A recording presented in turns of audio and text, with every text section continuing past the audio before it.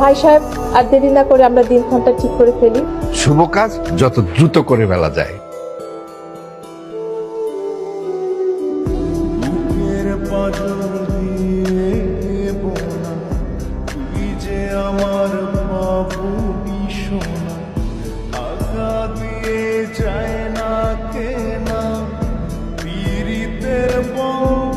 এই এই করতেছো?